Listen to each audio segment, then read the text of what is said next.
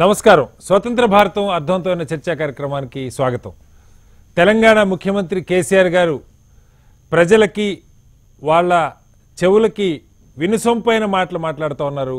ఎన్నికల్లో గెలవాల్సింది పార్టీలు కాదు, వ్యక్తులు కాదు, ప్రజలు గెలవాలి, మేము ప్రజలకు మాత్రమే ఏజెంట్లం, అలాగే ప్రజాస్వామ్యంలో ప్రజలే ప్రభువులు అన్న రీతిలో చాలా స్పష్టంగా ప్రజాస్వామ్యాన్ని ఉత్తేజపరిచేలాగా, ప్రజాస్వామ్య భావనలు విరజల్లేలాగా ముఖ్యమంత్రి గారు మాట్లాడుతున్నారు. అయితే నిజంగా గత 5 ఏళ్లలో ఆ రకంగా ప్రజాస్వామ్యం పరిడవిల్లేలాగా, ఓట్లేసిన ప్రజలు గెలిచేలాగా, ప్రజల భాగస్వామ్యాన్ని పెంచేలాగా పరిపాలన జరిగిందా లేదన్న దాని మీద ఇవాళ స్వతంత్ర భారతం చర్చను చేపట్టింది.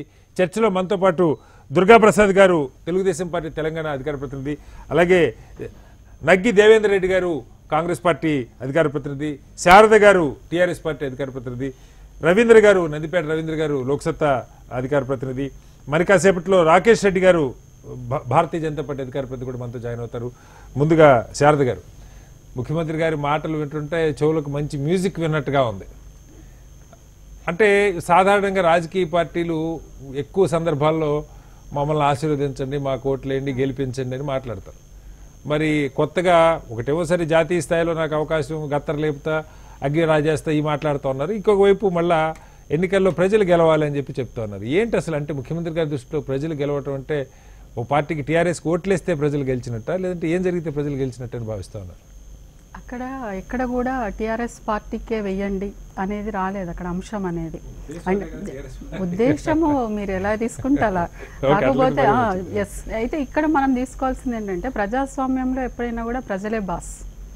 ఆ ప్రజలే బాస్గా ఉన్నప్పుడు సరైనటువంటి నిర్ణయాధికారం ప్రజల చేతుల్లో మనం పెడుతున్నప్పుడు ఆ ఓటు యొక్క ప్రాముఖ్యత అనేది చాలా విలువైనది, అన్నిటికన్నా విలువైనది. మీరు ఒక్కరోజు ఓటు వేయడం వల్ల 5 సంవత్సరాలు ఏ విధంగా ముందుకు వెళ్ళాలి, ఏం చేయాలి అనేది అప్పుడు మనం ఎన్నుకున్నటువంటి వ్యక్తి, మనము నిర్ణయాధికారం తీసుకొని ఓటు వేసినటువంటి వ్యక్తి రేపు పార్లమెంట్కి వెళ్ళి మాట్లాడాలి అని అనుకుంటే ప్రజలు నిర్ణయాధికారులుగా ఉండాలి, ప్రజలే బాస్లు.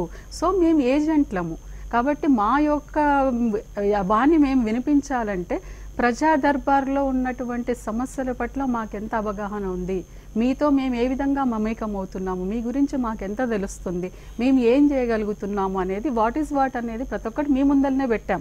సో మీరే మాకు బాస్లు, మేము కేవలం మీ ఏజెంట్లము, ఓన్లీ మేము అంతకుమించి ఏమీ లేదు అనేది ఒక స్పష్టంగా, ఒక స్పష్టమైనటువంటి ఒక ఉద్దేశాన్ని కూడా ప్రజల లోపల వచ్చే విధంగా అన్నమాట. మీరు అన్నట్టుగా ఇప్పుడు మనం మాట్లాడేటువంటి పదజాలం కావచ్చు, చెవులకు ఇంపుగా ఉండొచ్చు, కానీ ఇది వాస్తవమైనటువంటి పరిస్థితి ఈ రోజు ఉంది. ఖచ్చితంగా అది అంటున్నా. అంటే వాస్తవాలను కూడా మనం ఏ విధంగా ప్రత్యక్షంగా ప్రజల మధ్యలో తీసుకెళ్లి వాళ్ళ యొక్క భావ సారూప్యాన్ని, మనకున్నటువంటి భావోద్రేకాలను ఏ విధంగా మనం మలిపించుకుంటే మన నుంచి వెళ్ళేటువంటి ఒక ప్రజాప్రతినిధి అక్కడ మన యొక్క మాటని ఏ విధంగా తూటాగా పేల్చి మనకున్న పనులని, మనకున్నటువంటి ఈ రోజు ప్రయోజనాలని మనం నేర్చుకోవాలనుకుంటే, నెరవేర్చుకోవాలనుకుంటే ఖచ్చితంగా మరి ఈ రోజు ఓటు అనేది పక్కకి ఎక్కడా కూడా డైవర్ట్ కావద్దు. మరి అది డైవర్ట్ కాకుండా రావాలంటే మరి ప్రజలే బాసులుగా ఉన్నప్పుడు, నిర్ణయాధికారి శక్తి మీకే ఇచ్చినప్పుడు మరి మీరు నిర్ణయం తీసుకోవాలి. కాబట్టి వాళ్ళకు ఒక సూచన, ప్రజా నాయకుడిగా ప్రజా ఉద్యమాల నుంచి వచ్చినటువంటి అతిరత మహానుభావుడు కాబట్టి ఆయన మాట్లాడాల్సింది.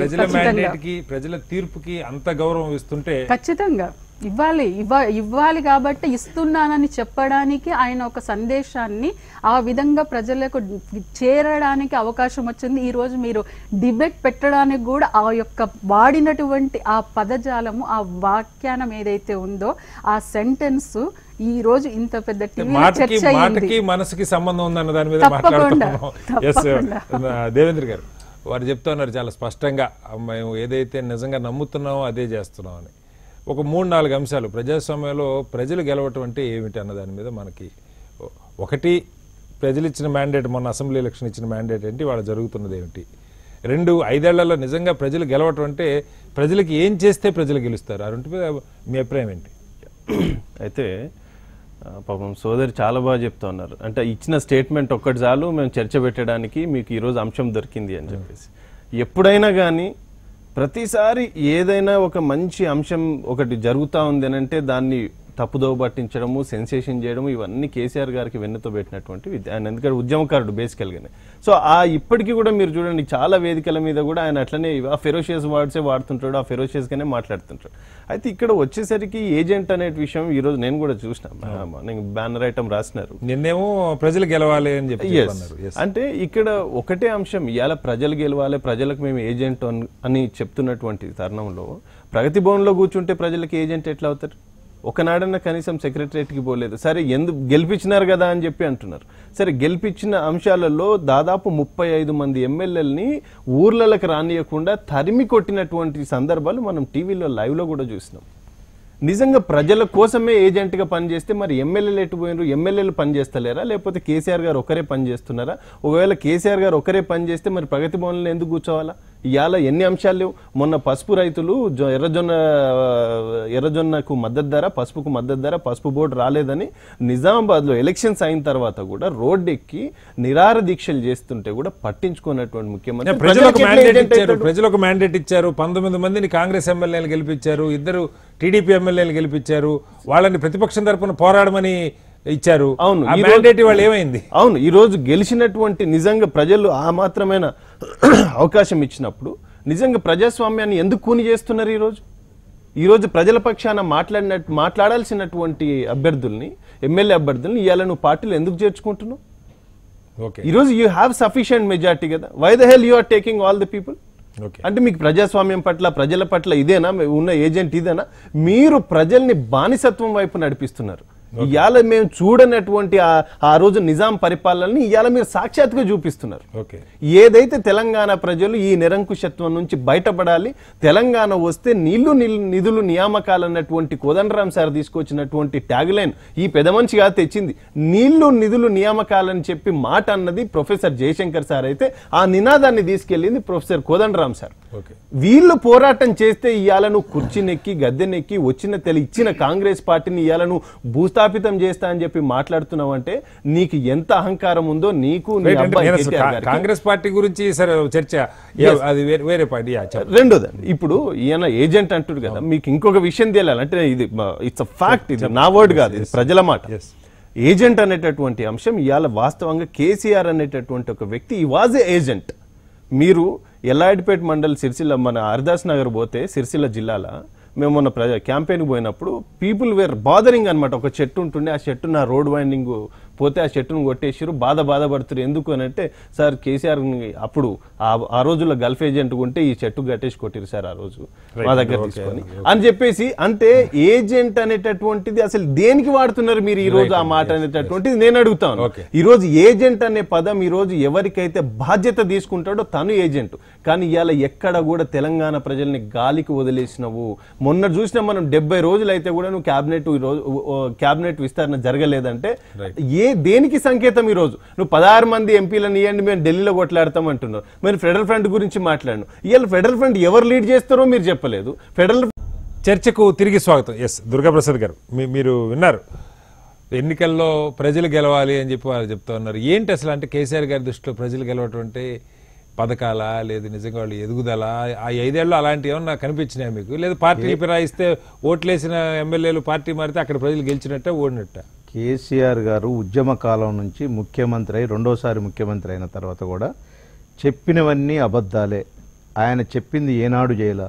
ఆయన మనసుతో మాట్లాడు, పైనుంచి మాట్లాడతాడు. ఆసు కవి ఆయన, తెలుగు పండితుడు. మాట్లాడి ఎదుటి వాళ్ళని ఆకర్షణ శక్తిగా మాట్లాడగలవాడు, కానీ మాట్లాడిన దాంట్లో నిజాయితీ లేదు.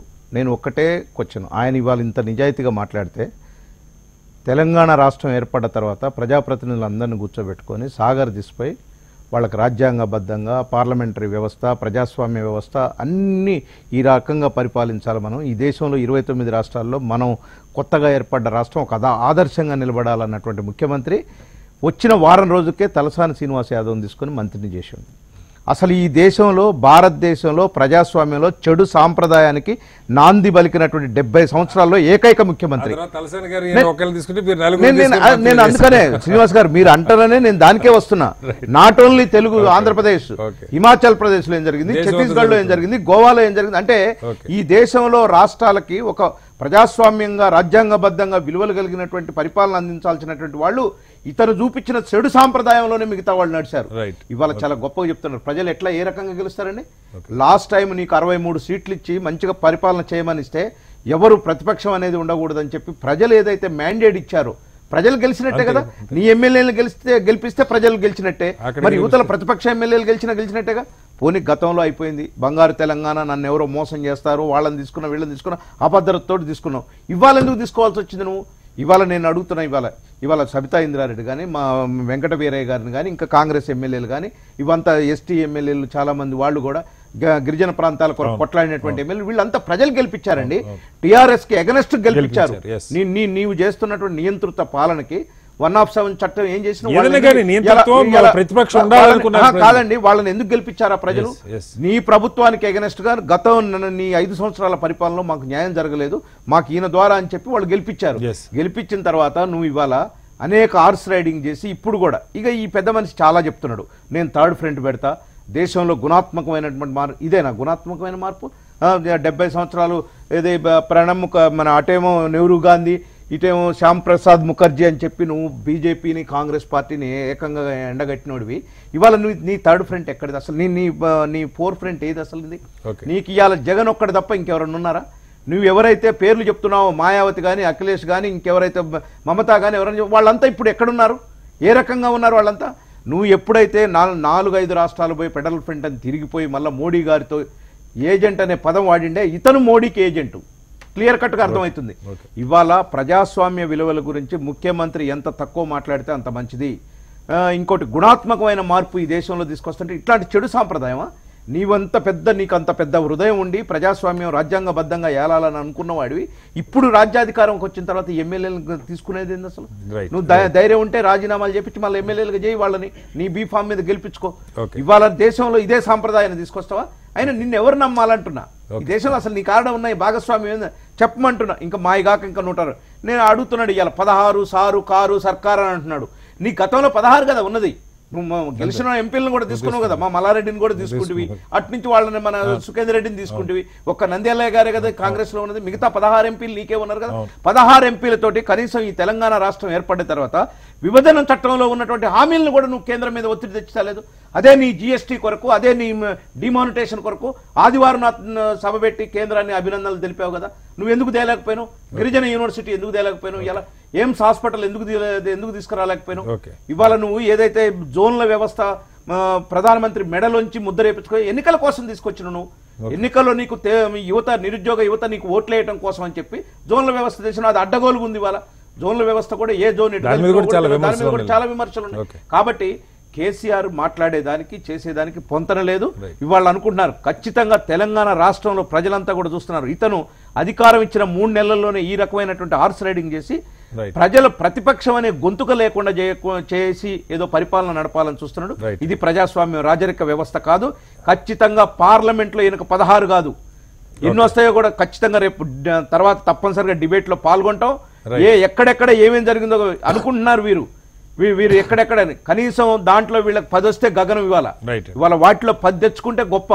ఇవాళ కేసీఆర్ ను ఓడగొట్టడానికి ప్రజలు నిన్నగాక మొన్న ఎమ్మెల్సీ పోటీ చేయట్లేదు, కాంగ్రెస్ కి పూర్తిగా డెఫినెట్ గా మేము ఇంకో మాది కూడా చెప్తాం. మేము ఎందుకు పోటీ చేయట్లేదంటే ఇవాళ తెలంగాణ రాష్ట్రంలో ఉన్న మాకు 2 ఎమ్మెల్యేలు ఉంటే 1 ఎమ్మెల్యేని తీసుకున్నాడు. మా కేడర్ని కొంతమందిని ఈ మధ్య కొంటున్నారు అందరు, ఆ పార్టీ నుంచి ఈ పార్టీ నుంచి. రెండోది, మేము ఇవాళ ప్రజాస్వామ్యంలో నిలబడాలి. వాస్తవంగా నిలబడితే మా ఓట్ బ్యాంక్ ఏదైతే ఉందో మేము వేసుకుంటే అధికార పార్టీకి బీజేపీకి లాభం అవుతుంది. కాబట్టి మేము ఇవాళ అన్కండిషనల్ గా కాంగ్రెస్ సపోర్ట్ చేస్తున్నాం. తెలంగాణ రాష్ట్ర పరిస్థితులకు అనుగుణంగా ఇవాళ కాంగ్రెస్ పార్టీకి రాష్ట్రం యావత్ తెలంగాణ ప్రాంతంలో తెలుగుదేశం పార్టీ వాళ్ళకు సపోర్ట్ చేస్తున్నాం అన్కండిషనల్ గా. ఎందుకంటే ఈ ప్రజాస్వామ్యం రక్షించబడాలి. ఇటు ఇవాళ బీజేపీ పార్టీ టిఆర్ఎస్ పార్టీ కలిసి కుట్ర. ప్రధానమంత్రి గారు వచ్చినారు, ప్రధానమంత్రి గారు ఏం మాట్లాడుతున్నారు? కాబట్టి అంటే వ్యక్తిగతమైనటువంటి రాజకీయాలు వారు ఇప్పటికీ కేసీఆర్ మోడీ గారికి ఏజెంట్ గానే ఉన్నారు. వారు ఏజెంట్ అనే పదం పెద్ద బ్యానర్ ఐటమ్ లో రాశారు. ఇది ఖచ్చితంగా ఆయన మోడీ గారికి ఏజెంట్ గానే ప్రవర్తిస్తున్నాడు. రేపు ఈ 16 మందిని తీసుకొస్తే బిడ్డకు ఒక మంత్రి పదవి, అందులో ఉన్న ఎంపీలకు ఒక మంత్రి పదవి ఇప్పించుకోవడం కోసం తాకట్టు పెడుతున్నాడు తెలంగాణ రాష్ట్రాన్ని. కాబట్టి ఆయన ఏది చెప్పినా అబద్ధాలు తప్ప నిజాలు చెప్పే మనిషి కాదు చంద్రశేఖరరావు. కాకపోతే ప్రజలు బ్లైండ్ గా నమ్మారు. ఏమండి రెండోసారి రుణాలు అనేస్తే ఈ రోజు వరకు రైతులకు అందలేదండి, ఈ రోజు వరకు కూడా అందలేదు వాళ్ళకి, అట్లా కూడా మాయ చేశారు. ఇక రాబోయే రోజుల్లో ఈ రాష్ట్ర బడ్జెట్ రైట్ అండి, చూద్దాం మిగతా అభిప్రాయాలు కూడా చూద్దాం. మనతో వేణుగోపాల్ రెడ్డి గారు భారతీయ జనతా పార్టీ అధికార ప్రతినిధి జాయిన్ అయ్యారు. సార్ నమస్కారం. చాలా గట్టిగా మన కేసీఆర్ గారు 2-3 విషయాలు చెప్తాను. ఒకటి, ఎన్నికల్లో ప్రజలు గెలవాలి, ఎన్నికల్లో ప్రజలు గెలవాలి, పార్టీలు కాదు, వ్యక్తులు కాదు. సరే, ఢిల్లీని పాలించిన వాళ్ళకి తెలివి లేదు, వాళ్ళకి బుర్ర లేదు, వాళ్ళు ఏం చేశారు, కాంగ్రెస్ వాళ్ళు ఏం చేశారు, బీజేపీ వాళ్ళు ఏం చేస్తూ ఉన్నారు, నీళ్ళ దగ్గర నుంచి అన్నీ చెప్తా ఉన్నారు. అంటే ప్రధానంగా సరే అంశాలు కాదు, కానీ ఎన్నికల్లో ఆయన ప్రజలు గెలవాలి అంటూ ఉన్నారు. ఇప్పుడు దాకా పెద్దగా ఎవరు నాయకులు వాళ్ళు ఆ మాట మమ్మల్ని ఆశీర్వదించండి, మమ్మల్ని గెలిపించండి, మీ పవిత్రమైన ఓటు మాకేసి మమ్మల్ని గెలిపించండి అని అడుగుతారు తప్పితే ప్రజలు గెలవాలి, ఎన్నికలు ప్రజల కోసం అన్నది చెప్తున్నారు. అయితే నిజంగా ఈ 5 ఏళ్లలో ఆ రకంగా జరిగిందా? నిజంగా ప్రజల్ని గెలిపించే రీతిలో కేసీఆర్ గారు పరిపాలించారా? ఏమనుకుంటున్నారు? ఇప్పుడు కేసీఆర్ మొత్తం ఈ పార్లమెంట్ ఎన్నికలలో సోయి తప్పి మాట్లాడుతాడు. ఆయన భాషలో చెప్పాలంటే ఒక్కదానికి కూడా అర్థం ఉండలేదు మాట్లాడితే. ప్రజలు గెలవాలంటే ప్రజలే గెలుస్తున్నారు. ఎప్పుడైనా ప్రజాస్వామ్యంలో ప్రజలు గెలిస్తేనే ప్రజలు గెలిపించుకున్న వ్యక్తులే అధికారంలో ఉంటారు. అయితే ప్రజల గెలుపును కూడా కొనుక్కోవచ్చు అనేది కేసీఆరే కనిపెట్టాడు. ఓకే, ప్రజల గెలుపుని ఏ విధంగా కొనుక్కోవచ్చు, ప్రజలను ఎట్లా కొనుక్కోవచ్చు, ప్రజల గెలుపుని ఎట్లా కొనుక్కోవచ్చు, ఆ కొనుక్కున్న దాన్ని ప్రజల గెలుపు అని ఎట్లా కన్వర్ట్ చేసుకోవచ్చు అనే దాంట్లో ఆయనే ఆడిటర్. అయితే నేను ఒకటి ఏమంటాను, ఆయన ఈ మధ్యలో మాట్లాడిందంటే కాంగ్రెస్ను బీజేపీని దేశం లేకుండా చేస్తా, దేశం లేకుండా ఆయన మాట్లాడే మాటలు జోకులు వేసుకుంటారు. ఏంటిది ఆయన బీజేపీని కాంగ్రెస్ను దేశం లేకుండా చేసి ఆయన ఉన్నది ఆ తెలంగాణ దాటితే పైసలు వెళ్ళాడు ఆయన. ఎవరు నమ్ముతారు ఆయనను? ఒక దిక్కు కేటీఆర్ ఏమంటాడు, మాయావతి నాతోనే ఉన్నది, ఏది మమత నాతోనే ఉన్నది, నవీన్ పట్నాయక్ నాతోనే ఉంటే మరి తీసుకొచ్చి ప్రచారం చేయించవచ్చు కదా. ఏ ఒక్కరు రాలే కదా, నువ్వు పోలే వాళ్ళు రాలే, నిన్ను పిలుస్తలేరు, నువ్వు వాళ్ళని పిలుస్తలేవు. కాబట్టి హిపోక్రసీ మాటలు, అబద్ధాల మాటలతోని మాట్లాడుతున్నాడు. ఇక ఈయన ఏం మాట్లాడుతున్నాడు, ఈ మధ్యలో ఒక పదం అందుకున్నాడు, 70,000 టీఎంసీలు నీళ్లు ఉన్నాయి. అసలు ఆయన సోయినది ఒక ముఖ్యమంత్రిగా సాగునీరు వ్యవస్థ అనేది రాష్ట్రాల పరిధిలో అనేది. ఇప్పుడు నువ్వు పోయి మాట్లాడితే పక్క రాష్ట్రానికి పోయి నువ్వు ఇది మాట్లాడితే మహారాష్ట్ర ఉన్నది, లేకపోతే కర్ణాటక ఉన్నది, ఆంధ్రప్రదేశ్ ఉన్నది. సాగునీటి వ్యవస్థ అక్కడ ఉంటుంది కదా, ఇక్కడ వ్యవస్థ ఇక్కడ ఉంటుంది కదా. నువ్వు మొత్తం కలిపి తెలివి లేదు వీళ్ళకు అంటే నీకు తెలివిని మాట్లాడతానా అని నేను అడుగుతాను. 70,000 టీఎంసీలు ఎక్కడ ఉన్నాయి? నీకు గోదావరిలో 900 టీఎంసీలు నీకు ఒత్తిపు మొత్తం బారిస్తానవా? ఇప్పుడు నువ్వు 5 ఏళ్ళు అయిపోయింది కదా, 900 టీఎంసీలు అయితే నీ వాటాకు వచ్చింది కదా, 1478 900 టీఎంసీల పైన నీ వాటా వచ్చింది. మరి ఇప్పుడు నువ్వు మొత్తం గోదావరి నీళ్ళు బారించుకున్నావా? తర్వాత ఇంకోటి, నదుల అనుసంధానాన్ని వాజ్పేయి గారు పెట్టి నదుల అనుసంధానాన్ని నేను వ్యతిరేకిస్తాడు. ఒకవైపు నదుల అనుసంధానాన్ని వ్యతిరేకిస్తాడు, రెండో వైపు సాగునీటి వ్యవస్థ అనేది రాష్ట్రాల పరిధిలోనిది. దానికి ఏదైనా ఉంటే అనుమతులు ఇవ్వడం కానీ, పర్యావరణ కానీ, ఎట్సెట్రా కానీ కేంద్రం అనుమతులు ఇస్తుంది. తర్వాత దానికి జల సంఘాలు వేశారు, అవి నీళ్లు వాటాలు పంచారు, అవన్నీ అయిపోయినాయి. ఇప్పటికీ కావేరీ జలాల పంచాయతీ స్వతంత్ర వచ్చాక ఇప్పటికీ దిగుతలేదు. కాబట్టి అవన్నీ తెంపాల్సిన బాధ్యత కేంద్రంది కదా అని కేంద్రం ఏం చెప్తుంది చేస్తున్నది కదా. ఇప్పుడు నేను చెప్తుంటా ఒక విషయం ఏంట్రా అండి, కేంద్రం ఇప్పుడు మా ప్రభుత్వమే కాదు, ఏ ప్రభుత్వం ట్రిబ్యునల్ వేసింది కదా ఈ పంచాయతీలకు, ట్రిబ్యునల్ చెప్పినాయి కదా, చెప్పిన అమలు అయితే లేవని నేను చెప్తున్నా. ఇప్పుడు కట్టకింది పొలం పారినాక కొస పొలం బారుతుంది. నేనేమంటా ఇన్ని టీఎంసీలు కర్ణాటక అని పెట్టిండు, కర్ణాటక కూడా ఇంకా 4 ఎక్కువ పెట్టుకున్నాడు. అసలు కర్ణాటక చేతిలో కూడా లేదు. ఇప్పుడు టెక్నాలజీ పెరిగింది, పెద్ద 100 HP పంపులు పెట్టిరు. దీనికి ఎవడ ఆన్సర్ చెప్తాడు? ఇప్పుడు బాబ్లీ కట్టిండ్రు, నేను బాబ్లీ కాడికి వెళ్ళాను, బాబ్లీని ఈయన కూడా సమర్థించిండు. బాబ్లీ కాడికి పోతే బాబ్లీ కాడ ఏం జరిగింది, మన వాళ్ళ రాష్ట్రంలో వాళ్ళు కట్టుకుంటున్నప్పుడు వాళ్ళు ఏమన్నారు, మా దాంట్లోకి వెళ్ళి నీళ్లు పోతున్నాయండి, మేము జొన్న పంట వేసుకుంటున్నాం, దానికి నీళ్లు కావాలి, తాగేదో నీళ్లు కావాలని కట్టుకుంటున్నాం వాళ్ళు అంటాడు. నా క్యాచ్మెంట్ ఏరియాలో నీళ్లు పోతున్నాయి అంటే అప్పుడు మేము కొన్నాం, పైసలు ఇచ్చినట్టు ఎవరికి ఇచ్చినాం అని అడిగాడు. కాబట్టి మారుతున్న పరిస్థితులలో టెక్నాలజీ పెరిగినాక ప్రభుత్వం కంట్రోల్లో కానీ ట్రిబ్యునల్ కంట్రోల్లో కానీ లేదు. ఎక్కడి నీళ్లు అక్కడ ఆపుకుంటున్నారు. ఆపుకున్నప్పుడు అది దాన్ని మన పంచాయతీ తెంపలేం. కాబట్టి ముందు నీ క్యాచ్మెంట్ ఏరియాలో నువ్వు బారించుకో, ఇప్పుడు నీకు వచ్చిన నీళ్ళు నువ్వు బారించుకో. నేను అడుగుతున్నా, ఇంద్రావతి తర్వాత నీళ్లు పోయి గోదావరిలో నీళ్ళు పోయి పడుతున్నాయి, నీకు సోయి లేదు, దేవాదులు కట్టలేదు, దేవాదుల 18 ఏళ్ళు అయింది, దాని 3rd phase కూడా పూర్తి చేయాలి ఇప్పటి వరకు. మరి ఏం చేస్తాను నువ్వు? మందికి నీతులు చెప్తున్నావు. ఇలా 14.5 లక్షల ఎకరాలు వరంగల్ను పార్ట్ ఆఫ్ నల్గొండ ఉన్నంత బీడు పడిపోయింది. నిన్న పోయి వరంగల్ అబద్ధం చెప్పిండండి, నిన్న పోయి అబద్ధం చెప్పిండు. ఆన్ గోయింగ్ ప్రాజెక్టు నీకు దేవాదులను పూర్తి చేయలేదు, దానికి ఇనిమిట్ చేసిండు, దానికి వచ్చిన నిధులు కూడా వాడుకున్నాడు, మొత్తం తీసుకుపోయి కాళేశ్వరం మీద పెట్టుకున్నాడు. ఇవాళ పాలమూరు ప్రాజెక్ట్ అట్నే పెట్టిండు. పాలమూరులో 14 మంది ఎమ్మెల్యేలను గెలిపించి నేను ఎంపీ గెలిపిస్తే నాకు మోడీ పైసలు ఇస్తలేదని చెప్తాను. మరి మోడీ పైసలు ఇచ్చినాక నువ్వెందుకు ఈడ? మరి మోడీ మనసులోనే గెలిపిస్తే అయిపోతుంది కదా. అక్కడ కవిత ఏం చెప్తుంది, పసుబోడి ఇస్తలేరు నన్ను, మోడీ ఇయ్యలేదని చెప్తుంది. మోడీ ఇచ్చినాక మోడీ మనిషిని గెలిపి, మరి నువ్వెందుకు చెప్పినావు నేను తెస్తా అని? కాబట్టి అబద్ధాల మాటలు. ఇప్పుడు వాళ్ళు చేస్తా అంటారు, వాళ్ళు చేయరు, చేయకపోతే కేంద్రం మీదనో మోడీ మీద నెట్టేస్తారు. మరి మోడీ చేసేదాన్ని నువ్వెందుకు హామీ ఇస్తున్నావు? ఇప్పుడు నరేంద్ర మోడీ చేసే పనులకు నువ్వెందుకు హామీ ఇస్తున్నావు? నిన్నెవడు ఇవన్నాడు? ప్రజలు ఎందుకు మోసం చేస్తున్నావు? ఇవి ఒకటి అనండి. విద్యుత్ విషయం మాట్లాడుతున్నాను నేను, ఎందుకు ప్రజలకు మీ టీవీ ద్వారా పోవాలని చెప్తున్నా. ఇది రోజు మాట్లాడే విషయాలను నేను చెప్తున్నా, ఎవరు చెప్తలేరు ఏ పార్టీ కూడా. విద్యుత్ ఎవరి కంట్రోల్ ఉంటుందండి? రాష్ట్రాల పరిధిలో ఉంటుంది. ఏ రాష్ట్రానికి? 29 రాష్ట్రాలకు 28 రాష్ట్రాలు సర్ప్లస్ లో ఉన్నాయి ఇవాళ. మరి మీరు చెప్పుకున్నారు విద్యుత్ రాష్ట్రాల్లో ఉంటే 29,000 గ్రామాలకి కరెంట్ ఇచ్చిన చెప్పేది నేను సార్, అదే చెప్తాను, నేను వివరంగా చెప్తాను. 28 రాష్ట్రాలు ఇలా సర్ప్లస్ లో ఉన్నాయి. 28 రాష్ట్రాల్లో 24 hours పవర్ వస్తున్నది. కానీ నీకు ఎంత అబద్ధాలు చెప్తుంటే, నేను ఒక్కనే 24 గంటలు ఇస్తాను అంటాడు. పక్క మహారాష్ట్రలో 24 గంటలు ఇస్తాను, కర్ణాటకలో 24 గంటలు ఇస్తాను. నువ్వు కర్ణాటక నుంచి కొనుక్కుంటున్నావు సౌత్ గ్రిడ్ నుంచి. నీకు ఉత్తరాది గ్రిడ్ మేము వచ్చేసిన మీకు సోయలేదు. మేము వచ్చి 3,500 మెగావాట్లకు సంబంధించిన సోలార్ పవర్ ఇచ్చినాం, 4,000 మెగావాట్ల పవర్ ప్రాజెక్ట్ ఇచ్చినాం రామగుండంలో. మరి ఇవన్నీ కనిపిస్తలేవా మీకు? తర్వాత ఉదయ పథకంలో నేను తీసుకుపోయి 12,000 కోట్ల నుంచి అప్పు నుంచి డిస్కమ్లను బయటపడేసినాం. ఇన్ని మీకు మొత్తం రాష్ట్రం అంతా ఎల్ఈడి బల్బులు ఇచ్చినాం. ఇవాళ నీ ఎలిగే లైట్లు అన్ని ఎల్ఈడి బల్బులు అన్ని మాయే. కాబట్టి ఇవన్నీ చేస్తుంటే నువ్వు కరెంట్ ఏం చేసిండ్రు? రాష్ట్రాల పరిధిలో కరెంటు తారీఫ్ నిర్ణయించేది రాష్ట్ర ప్రభుత్వాలు. రాష్ట్ర ప్రభుత్వాలు అది కాదండి, నేను చెప్తున్నా 3.5 లక్షల మెగావాట్ ఉత్పత్తి అవుతున్నది, 220 వాడుకుంటానే అంటాడు. నువ్వు కూడా బ్యాక్ డౌన్ చేసినావు ఈ రాష్ట్రంలో థర్మల్ పవర్. ఎందుకు చేసినావు? కరెంటు వాడకం తక్కువైనప్పుడు నిల్వ చేయలేము, సోయలేదు, ఎవరికి ఎడ్డోళ్ళు అనుకుంటారా?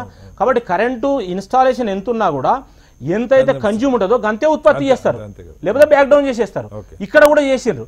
మరి ఆ సోయి తప్పియాల జనం అజ్ఞానులు, పత్రికల అజ్ఞానులు, టీవీ వాళ్ళ అజ్ఞానులు నేనేం చెప్పినా రాస్తారంటే వాళ్ళు రాస్తారు అజ్ఞానులే. మరి హెడ్లైన్స్ పెట్టి రాస్తున్నారు, ఎవరు క్వశ్చన్ కూడా అడుగుతలేడు. ఆయన చెప్పిన పచ్చి కాబట్టి ఈ రకమైన అబద్ధాలను నేను గెలిస్తే అది ప్రజలు గెలిచినట్టుగా భావించాలి అని చెప్పి ఆయన నిర్వచనం ఇస్తున్నాడు. అది కాదని చెప్తున్నా. ప్రజలు ఇవి తెలుసుకున్న రోజు ఎవరిని ఓడియానో ఎవరిని గెలిపించాలనో చెప్తారు. కాబట్టి కేసీఆర్ మాట్లాడేటివన్నీ పచ్చి అబద్ధాలు. తర్వాత ఎన్నికల ఖర్చును ఫస్ట్ టైం రాష్ట్రంలో 30 కోట్ల నుంచి 50 కోట్ల తీసుకుపోయిండు. ఇవాళ మొత్తం కూడా ఎమ్మెల్యే తీసుకుపోయిండు, ఎంపీలకు ఇవ్వాలి అన్ని 100 కోట్లు పెట్టాడు. తక్కువ చెప్తున్నారు ఎంపీలకి, చాలా తక్కువ. నేను అంత అన్యాయం ఎందుకు మాట్లాడతానండి? ఎమ్మెల్యేలకు ఆయనే పోలీస్ జీబులలో బ్రహ్మాండంగా 20 నుంచి 30 కోట్లు పంచిపించిండు. అవునండి, పత్రం వాళ్ళు 30-40 కోట్లు పెడితే వీడు 5 కోట్లు 10 కోట్లు 2 కోట్లు 3 కోట్లు పెట్టుకున్నారు చచ్చుకుంటా. మరి ఏం చేస్తారు? లేకపోతే వీడు అమ్ముడు పోయిన అంటారు, ఆస్తులు అమ్మి పెట్టుకుంటారు. ఈ రకంగా తీసుకుపోయింది. పార్లమెంటుకి ఇవాళ 100 కోట్లు తక్కువ పెట్టడానికి ఎవరు టికెట్ ఇవ్వలేదు ఎక్సెప్ట్ ఎస్సీ ఎస్టీలు తప్ప. ఇక అన్ని సీట్లు 100 నుంచి 200 కోట్లు పెట్టడానికి ఇచ్చేసాను. చర్చ కంటిన్యూ చేద్దాం. చర్చకు తిరిగి స్వాగతం. రవీంద్ర గారు, మామూలుగా చాలా రోజులు లోక్సత్తా వాడే భాష అది. ఎన్నికల్లో ఎవరు ఓడినా ప్రజలు గెలవాలి, ప్రజలు ప్రభువులు అన్న పదం వాడతారు, బాగా ఎక్కువగా వాడేవాళ్ళు. ప్రజాస్వామ్యంలో ప్రజలు ప్రభువులు. ఈ 5 ఏళ్లలో ఆ ప్రజల్ని ప్రభువులు చేసే రీతిలో, లేదు ప్రజలు గెలిచే రీతిలో, ఎస్ మేము ఓటేసాం, 5 ఏళ్ళు మాకు అద్భుతంగా జరిగింది, ఎన్నికలు మా కోసం, మా జీవితాల కోసం అన్న భాష ఏదైతే కీలకమైన చదువు, లేకపోతే ఆరోగ్యం, ఉపాధి కల్పన, నైపుణ్యాల పెంపు, మద్య నిషేధం, వ్యవసాయంలో లాభసాటి ధరలు, ఈ డైరెక్షన్లో ఏమన్నా రైతు కానీ మిగతా మహిళలు కానీ మద్యం కానీ వీటి పట్ల అసలు ఏంటి 5 ఏళ్లలో ప్రజలు గెలిచినట్టుగా ఉందా?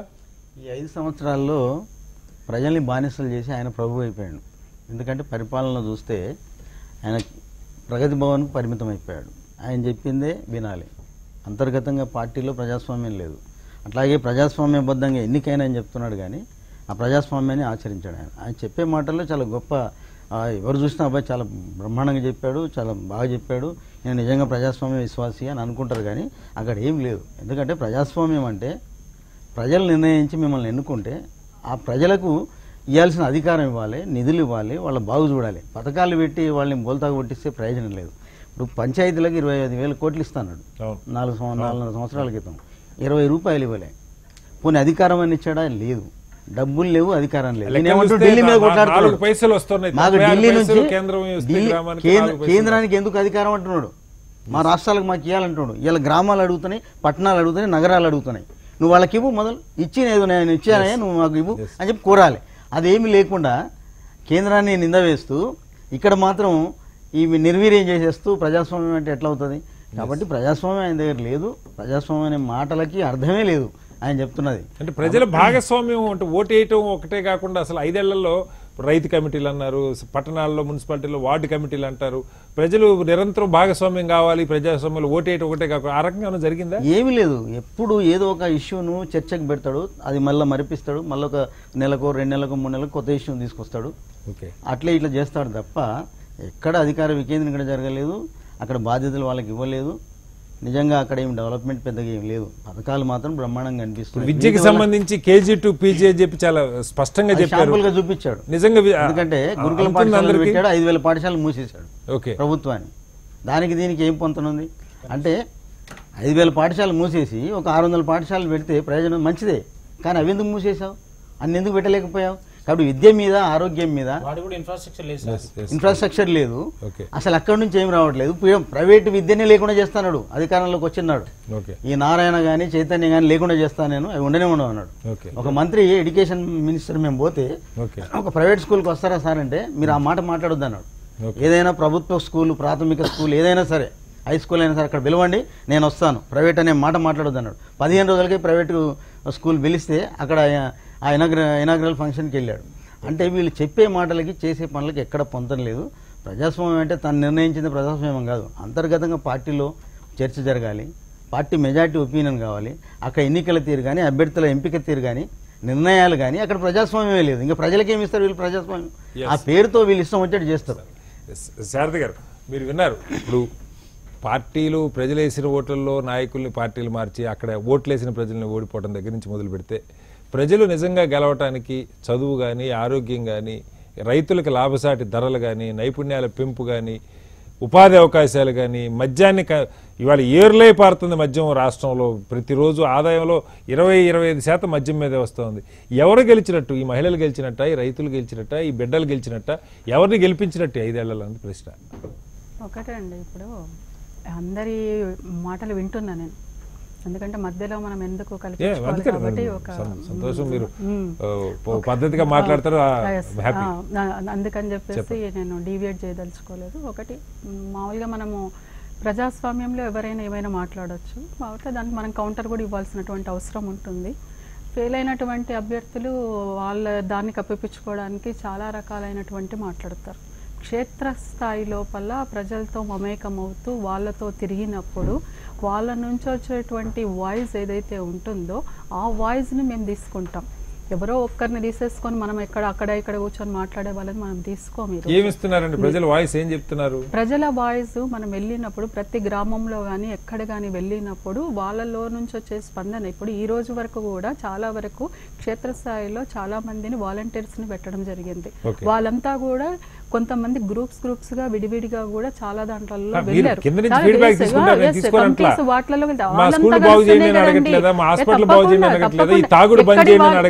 ఎక్కడికి వెళ్ళినా కూడా చాలా రకాలైనటువంటి ఇష్యూస్ వచ్చాయి, నోట్ చేసుకున్నాము. ఇంకొకటి, మనది వచ్చింది కొత్తగా వచ్చినటువంటి రాష్ట్రము, 70 ఏళ్లలో కుదిరినటువంటిది ఒక 5 సంవత్సరాల లోపల సంవత్సరానికి అభివృద్ధి చేసుకుంటూ, ఇంప్రూవ్మెంట్ చేసుకుంటూ, మీరేమైనా చెప్పినప్పుడు దాన్ని నోట్ చేసుకుంటూ, సమన్వయం చేసుకుంటూ, క్షేత్రస్థాయిలో కూడా ప్రతి ఒక్కరిని కూడా ఇంతకు ముందులా కాకుండా ఇప్పుడు ఒక్క నిమిషం సార్, నేను చెప్పిన తర్వాతే చెప్తాను, నేను చెప్పాక మీరు చెప్పండి, మాకు టైం ముఖ్యమంత్రి గారు ప్రజలే గెలవాలి అన్నాడు. ప్రజల చేత ఎన్నుకోబడ్డ ఎమ్మెల్యేలని తాను తీసుకున్న తర్వాత ప్రజలు గెలిచినట్ట ముఖ్యమంత్రి ఆన్సర్ చెప్పాలి. ఒకటి సార్, ఈ ఊరు ఆ ఊరికి ఎంత దూరమో ఆ ఊరు ఈ ఊరికి అంతే దూరం. నువ్వు పిలిస్తే, ఇప్పుడు నేను మిమ్మల్ని చూస్తాను, నేను మిమ్మల్ని చూస్తానని మీకు ఎలా తెలుస్తుంది? మీరు నన్ను చూసినప్పుడు, నేను మిమ్మల్ని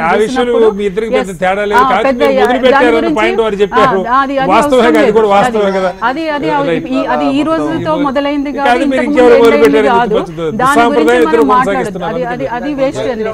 దాని గురించి అయితే అవసరం లేదు, అది కాదు టాపిక్. ఇప్పుడు ప్రజలు ఏ విధంగా వాళ్ళు మాట్లాడాల్సింది, వాళ్ళు ఏ విధంగా ఈ రోజు ప్రజాస్వామ్యంలో బాసులు, వాళ్ళు నిర్ణయాధికారాలు అనే దాని గురించి మనం మాట్లాడుతున్నాం. ఈ రోజు ఇంకొకటి కూడా సోదరుడు మాట్లాడుతూ కేంద్ర ప్రభుత్వం సంబంధించింది వాళ్ళు చేసేటప్పుడు మనం పసుపు బోర్డు గురించి వాటి గురించి మాట్లాడారు.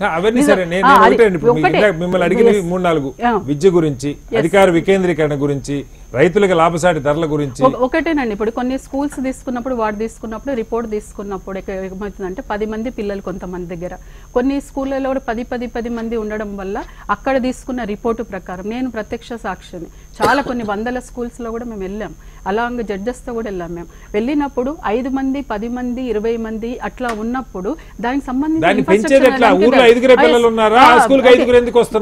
ఇవన్నీ కూడా చూసాం, చాలా ఉన్నాయి. అంటే అది ఇంకొక డిబేట్ పెడితే నేను చెప్తాను.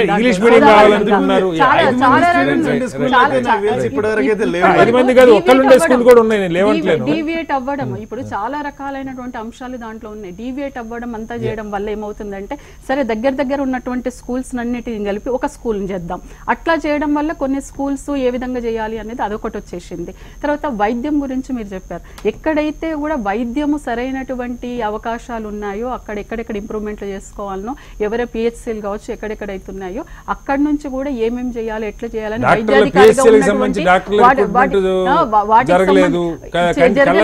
ప్రతి ఒక్క ఇన్ఫో కూడా వచ్చిందండి. ప్రతి ఒక్క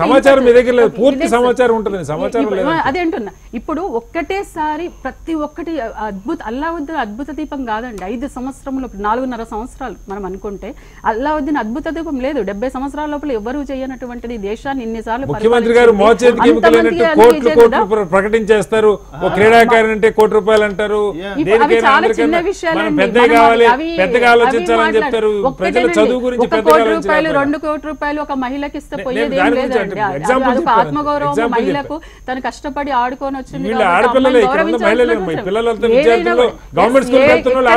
సార్ అందుకని హెల్త్ కిట్లు పెట్టడం జరిగింది, వాళ్ళ యొక్క ఆరోగ్యాలను కూడా చూడడం జరిగింది, వాళ్ళ గురించి మాట్లాడడం జరిగింది, కౌన్సిలర్స్ పెట్టడం జరిగింది, ఇంటింటికి వెళ్ళేసి డోర్ టు డోర్ తిరిగేసి పిల్లల్ని పంపించండి అని చెప్పడం జరిగింది.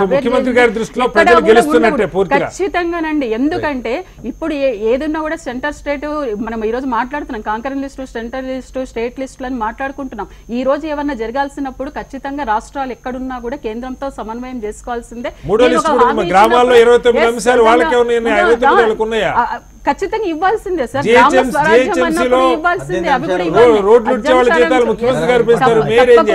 తప్పకుండా సార్ ఇవన్నీ కూడా కన్సిడర్ చేయాల్సిందే, ఒప్పుకోవాల్సిందే. ముఖ్యమంత్రి గారు కూడా ఇవన్నీ కూడా పరిగణలోకి తీసుకోవాల్సిందే. మీరు గ్రామాల్లో ఉన్నటువంటి తీసుకోవాలి, మేయర్ పరిధిలో ఉన్నవి తీసుకోవాలి.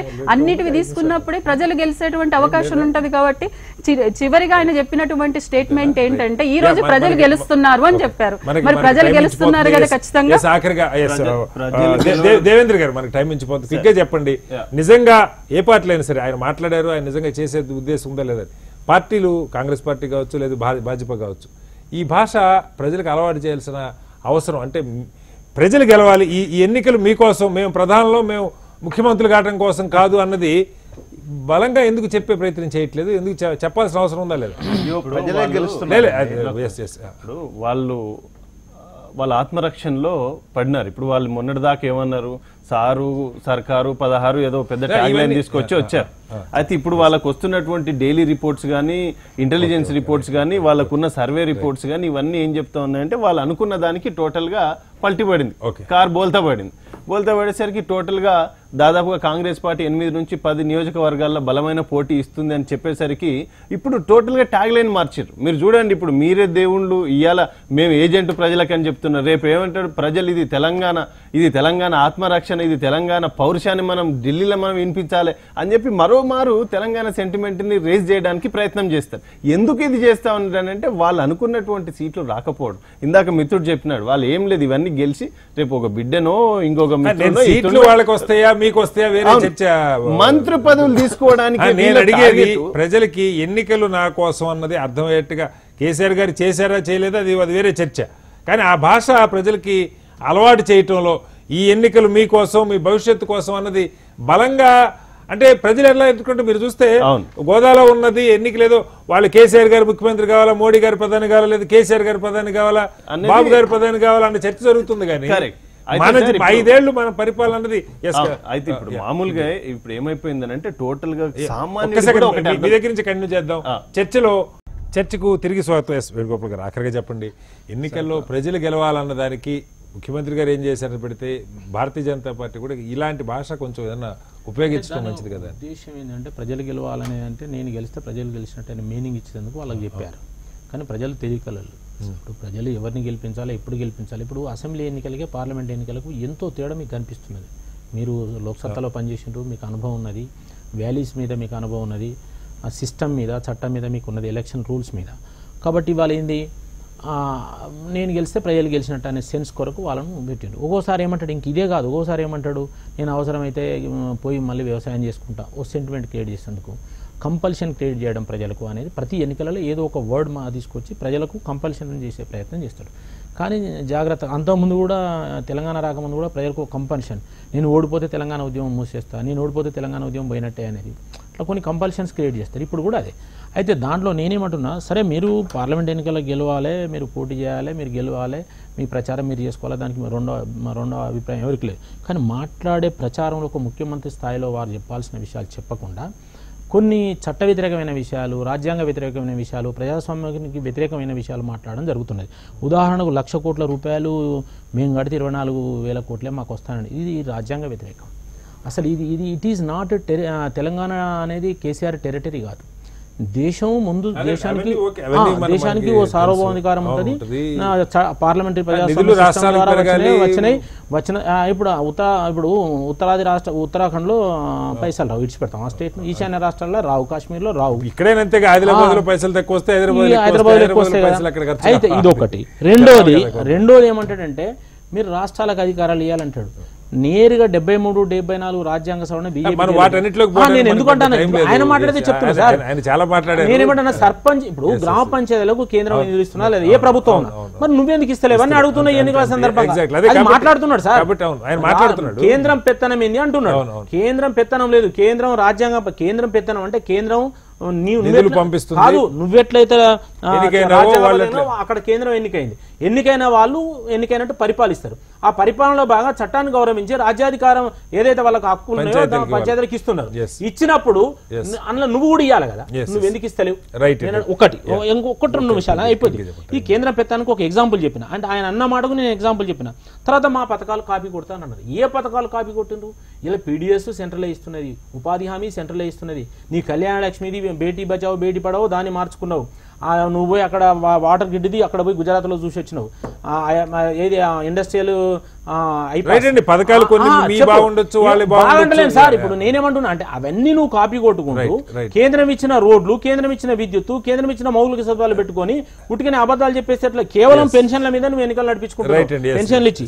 ఇంకొక విషయం ఏంటంటే, నేను ఈ ఎన్నికల సందర్భంగా ఒక చర్చ అయితే లేదు, తాగుడు అనేది చర్చ కావాలి. పెద్దలు ఎవరో మాట్లాడింది, బండి మీద పోవుకుంటూ బీరు తాకుంటూ రోడ్ల మీద బలగొడుతున్నారండి. ఇవాళ ఎంత ఘోరమైన విచ్చలవిడి తాగుడు అయిందంటే దీన్ని కంట్రోల్ చేయకపోతే మహిళలు రోడ్ల మీద, దాని మీద మనం తర్వాత అదొకటి. కేంద్రము ఒక్క పని చేయాలి సార్, రాష్ట్రాల్లో ఇప్పుడు ఈడ బ్యాన్ చేస్తే కర్ణాటక వెళ్ళి తాగుతారు.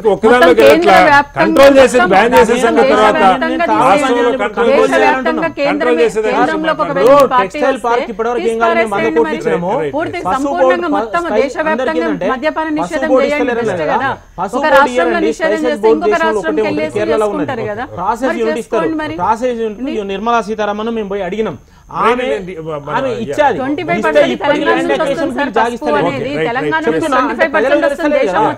పార్లమెంట్ సభ్యురాలు మాట్లాడుతుంది, వాయిస్ అవుతున్నది. ఇప్పుడు ఈ పార్టీలు ఇది ప్రజలకి వాస్తవంగా ప్రజలు ఎన్నికలు ఎవరో ముఖ్యమంత్రులు కావటం కోసం, ఎవరో ఎమ్మెల్యేలు కావటం కోసం, ఎవరో ప్రధానులు కావటం కోసం అనుకుంటున్న మాట వాస్తవం. కేసీఆర్ గారు ఈ చర్చలు అవదీశారు. ఇది నిజంగా ఎటువైపు వెళ్ళాలంటారు? ప్రజలకి ఏం జరిగితే వాళ్ళు గెలిచినట్టు ఎవరు చెప్పాలి? అర్థమైంది. తప్పకుండా అన్ని పార్టీలు కూడా ప్రజలు గెలవాలనే ప్రయత్నంలో భాగంగానే అధికారాన్ని వికేంద్రీకరించాలి. కింది స్థాయిలో, గ్రామ స్థాయిలో అక్కడ ప్రజల భాగస్వామ్యం పెంచాలి. నిజంగా ఈ వ్యవస్థలన్నింటినీ కూడా ప్రజాస్వామ్యబద్ధంగా నడిచేటట్టు చేయాలి. ఎందుకంటే పాలనా వ్యవస్థలు చాలా వేధింపులు ఉన్నాయి, లంచాలు ఉన్నాయి, అవినీతి ఉన్నది.